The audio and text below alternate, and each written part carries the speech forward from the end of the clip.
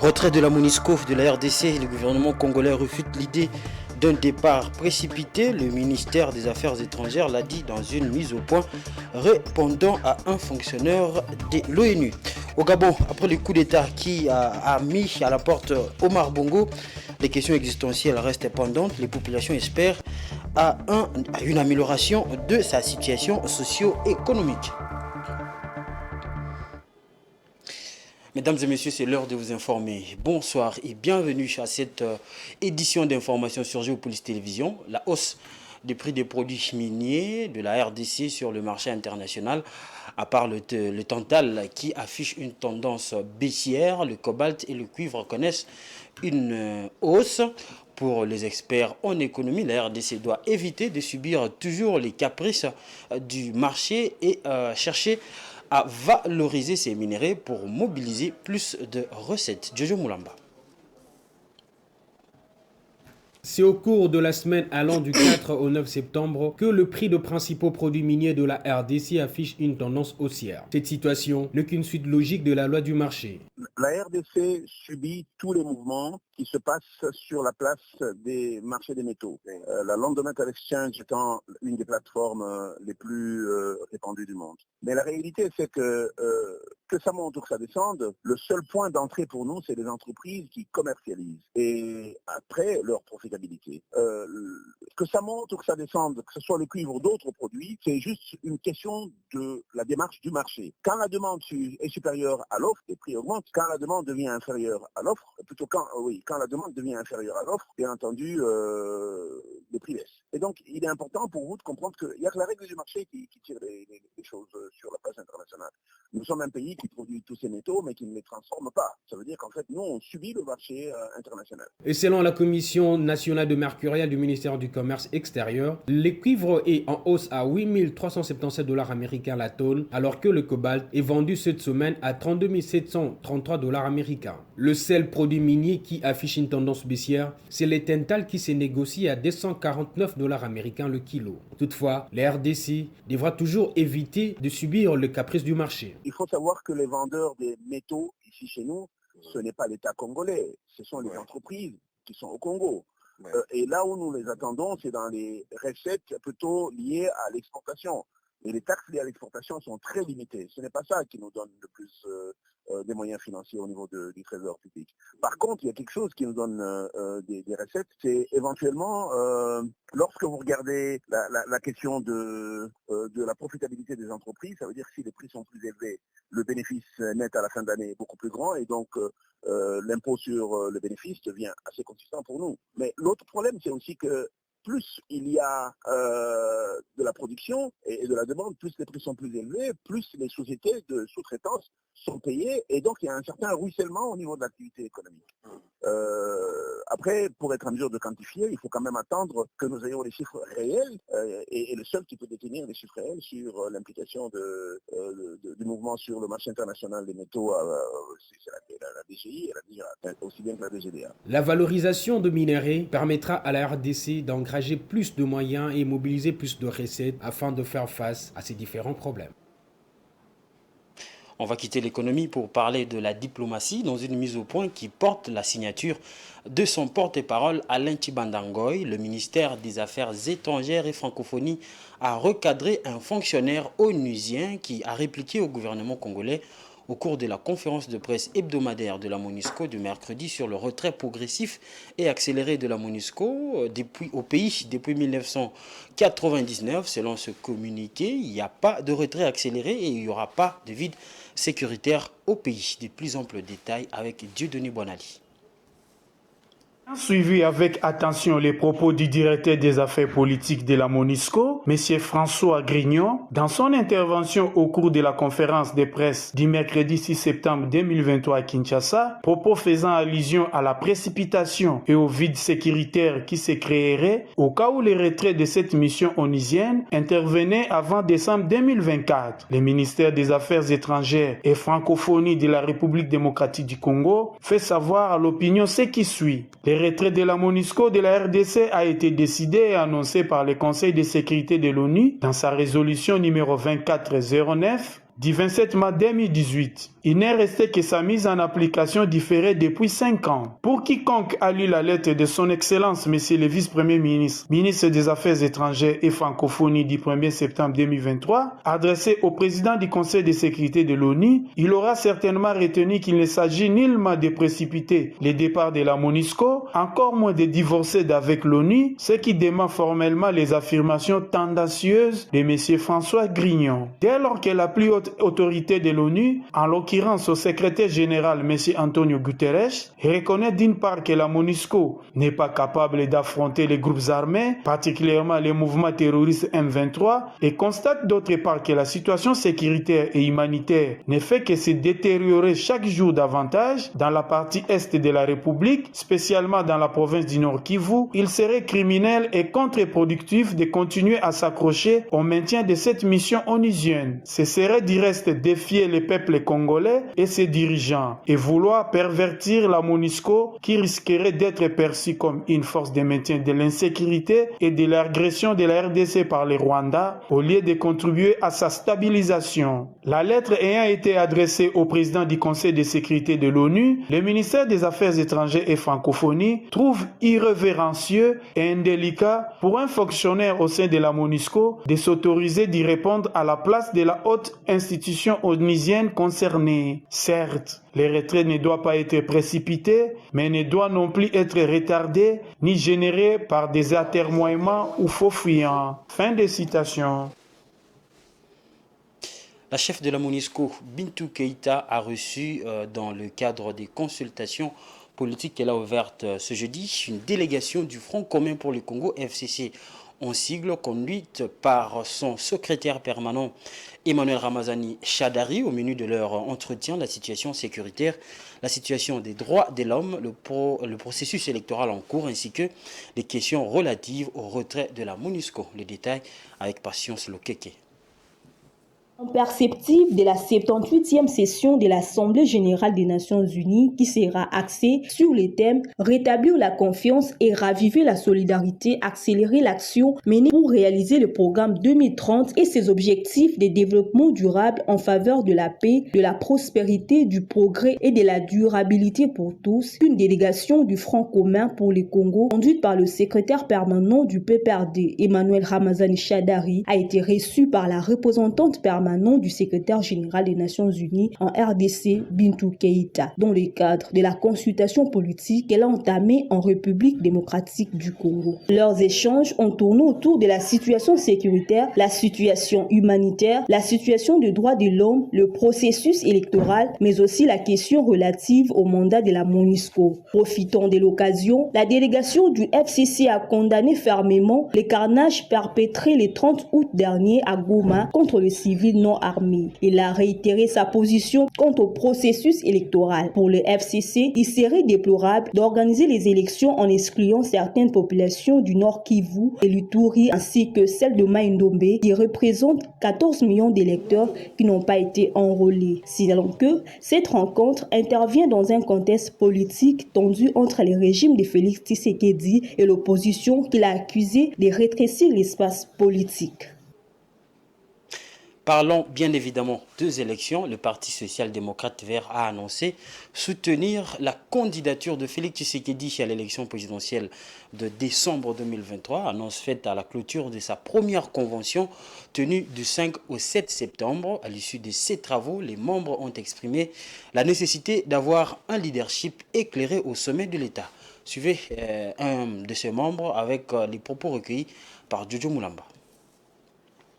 Vu l'importance particulière qu'attache le président de la République à la protection de l'environnement, étant donné le contexte actuel,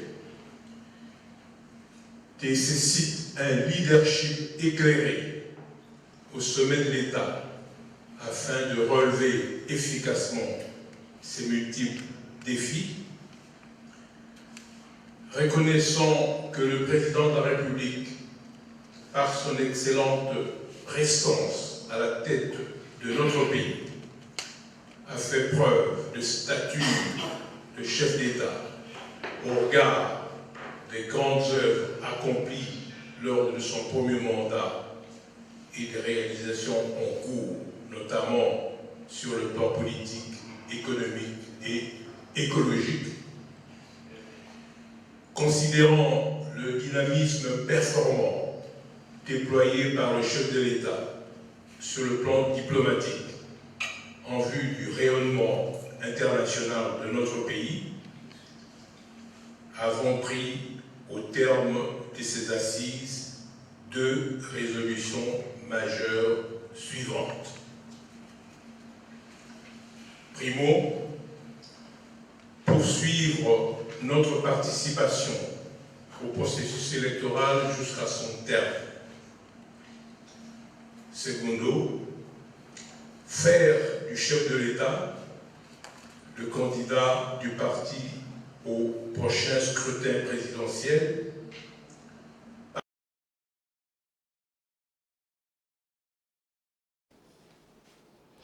Vous l'avez reconnu, il s'agissait bien de Léonard Tsheo-Kitundu. L'Union européenne va renforcer les capacités de la 31e brigade des FARDC pour une sécurité définitive à l'est de la RDC, un soutien évalué à un montant de 20 millions de dollars américains, essentiellement en infrastructure. Le projet a été présenté au vice-ministre des Affaires étrangères, Christine Mbadou. Plus de détails dans cet élément, bien évidemment. L'Union européenne décide d'apporter son soutien afin de ramener définitivement la paix, la stabilité et les développements à l'est de la République démocratique du Congo. Elle propose de soutenir la 31e brigade des FARDC pour la rendre plus efficace. En face du vice-ministre des Affaires étrangères Crispin Mbadou, Vincent Laporte, chargé des programmes Facilité européenne de paix de l'Union européenne, a fait une présentation du projet de soutien évalué à 20 millions de dollars américains. Il en a présenté les axes principaux, notamment la faisabilité et les engagements de chaque partie. Il s'agit essentiellement des équipements des infrastructures. Le gouvernement congolais devra faciliter l'importation des équipements par l'exonération des taxes, faciliter les visites et discuter sur les avancées du projet. Un comité de pilotage sectoriel sera mis sur pied et se réunira tous les 6 mois afin d'évaluer le projet. Les 10 projets concernent la défense, la justice et la police nationale congolaise. Avant son exécution, une lettre de l'Union européenne sera adressée au gouvernement congolais et celle-ci attendra la réponse qui conditionnera la mise en œuvre du projet. Le vice-ministre des Affaires étrangères, qui a suivi très attentivement la présentation du projet, a salué l'initiative. Le gouvernement attend la lettre qui sera débattue au Conseil des ministres. Crispin Mbadou a aussi insisté sur la mise en place de ces comités de suivi. Toujours aux affaires étrangères, le vice-ministre des Affaires étrangères Crispin Mbadou a reçu des ambassadeurs. Monsieur Zhou Alo, nouvel ambassadeur de la Chine en RDC, venu pour un état des lieux de la coopération RDC-Chine. Et puis Monsieur Cho Shechel, ambassadeur de Corée du Sud en RDC, avec qui il a évoqué la coopération économique entre la Corée du Sud et la RDC. Et puis en sport, nous jouons pour gagner demain. Les joueurs sont disponibles pour demain, a déclaré ce vendredi 8 septembre lors de la conférence de presse d'avant-match le sélectionneur Sébastien De Sabre, accompagné du capitaine Chancel Mbemba. Demain, c'est un match très important pour nous, les joueurs, et pour le peuple congolais, a déclaré à son tour le capitaine des Léopards, Chancel Mbemba, qui n'a pas caché son objectif de jouer sa 5e CAN et a rassuré sur l'état d'esprit du groupe. Suivez-le dans cet extrait sélectionné par Dieudonné Bonali. Un match en jeu, mais d'abord, notre préoccupation, nous, c'est de s'améliorer de match en match. On avait fait un beau match au Gabon, on reste sur une bonne dynamique, même s'il y avait pas mal de choses à régler. Donc, en tant que coach, ce que je leur demande, c'est de penser au jeu. Nous, on est là pour jouer, on n'est pas là pour avoir trop de pression qui peut nous faire déjouer. Donc ça, il faut passer ce message aux joueurs. Nous, on a envie de faire un bon match. On sait qu'avec la qualité qu'on a et le sérieux que les joueurs mettent, si on fait un bon match, on aura de grandes chances de l'emporter. Demain, c'est la finale. On est conscient. Match très important pour nous les joueurs et pour tous les peuples congolais. On a besoin du soutien de tous les peuples congolais. Ils viennent au stade demain pour remplir ce stade et nous on va faire notre travail. Voilà, nous disons bonne chance aux léopards de la République démocratique du Congo, mais aussi à tous les Congolais. Vous informer, c'est aussi au-delà de nos frontières. Maintenant, on va parler de l'actualité avec la page internationale.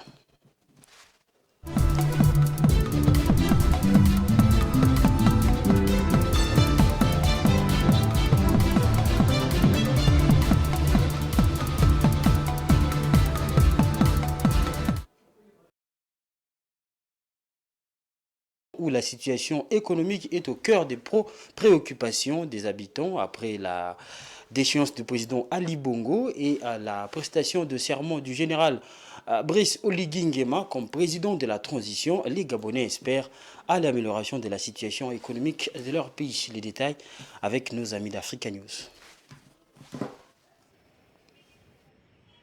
Quelques jours après le coup d'État, la vie au Gabon et en particulier dans la capitale Libreville semble avoir retrouvé son calme.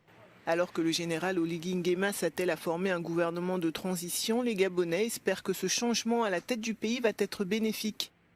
Après 55 ans de règne de la famille Bongo, accusée notamment de détournement de fonds, la situation économique du Gabon est au centre des préoccupations des habitants. Le parti en place au pouvoir, le PDG, a passé son temps à piller le pays. Les cadres dirigeants ont pillé leur temps à piller le pays. Le gouvernement a passé leur temps à piller le pays, vous voyez.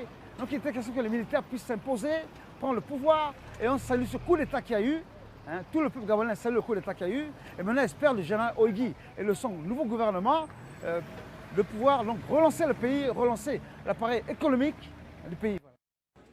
Le coup d'État a été mené par des militaires qui ont rapidement suscité le ralliement de l'opposition et de la population gabonaise.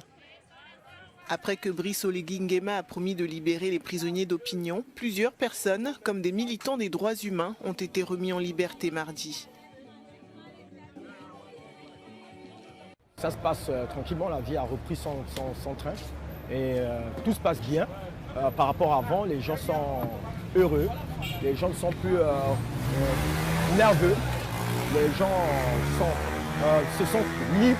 Bon, moi personnellement, j'aimerais bien que le nouveau gouvernement puisse prendre soin d'abord de nos pères et nos mères et nous donner aussi de l'emploi, des métiers. Nous voulons travailler, on ne veut plus errer dans les villes comme ça, là. On veut travailler. Le Gabon compte parmi les pays les plus riches du continent africain grâce principalement à son pétrole. L'actualité internationale nous emmène au Cameroun où la croissance du produit intérieur brut a atteint 3,2% au cours des 3 premiers mois de l'année 2023 selon l'Institut national de la statistique. Cette croissance résulte de la bonne dynamique produite par les secteurs secondaires et tertiaires au cours de la même période. Au Cameroun, les indicateurs économiques affichent de bons résultats. Selon l'Institut national de la statistique, la croissance du produit intérieur brut du pays s'est établie à 3,2% au cours du premier trimestre 2023 par rapport à la même période en 2022. Les secteurs secondaires et tertiaires auraient contribué significativement à la dynamique de l'activité économique.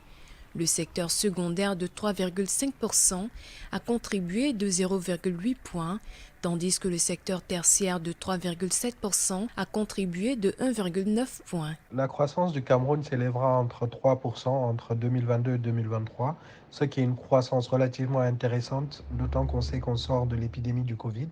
Donc bien évidemment, le Cameroun s'appuie beaucoup sur son secteur secondaire et son secteur tertiaire, qui tire vraiment la croissance camerounaise. La croissance est bonne et s'explique en partie par aussi les efforts du gouvernement et aussi peut-être aussi le défi sera vraiment de diversifier afin d'avoir une croissance comme la plupart des autres pays, plus diversifiée et plus industrialisée. La chute de l'activité de 6,2% dans la branche de l'agriculture d'exportation et le ralentissement des activités dans la sylviculture de 2,5% ont entraîné une baisse de la performance du secteur primaire de 0,7% au cours de la même période. On sait que le secteur primaire est un secteur important, mais au niveau de la croissance de cette année, ce secteur contribue moins que le secteur secondaire et le secteur tertiaire à la croissance, ce qui s'explique notamment par une faiblesse au niveau de certains produits agricoles, notamment les produits d'exportation. Mais au niveau des cultures vivrières, le Cameroun quand même reste résilient au niveau de son secteur agricole. Selon la Banque africaine de développement, le taux de croissance du produit intérieur brut du Cameroun devrait atteindre 4,2% en 2023 et 4,5% en 2024 grâce à l'amélioration progressive de la conjoncture internationale, l'augmentation de la production nationale de gaz et des cours mondiaux des produits de base. Ce journal tend vers sa fin. Moi, je vous rappelle les titres. Retrait de la MONUSCO de la RDC. Le gouvernement congolais refute l'idée d'un départ précipité. Le ministère des Affaires étrangères l'a dit dans une mise au point répondant à un fonctionnaire de l'ONU. Et puis au Gabon, après le coup d'État qui a mis à la porte Ali Bongo, les questions existentielles restent pendantes. Les populations espèrent à une amélioration de sa situation socio-économique. Voilà, c'en est totalement fini pour ce journal. Merci de l'avoir suivi et restez branchés sur le programme des Géopolis Télévision.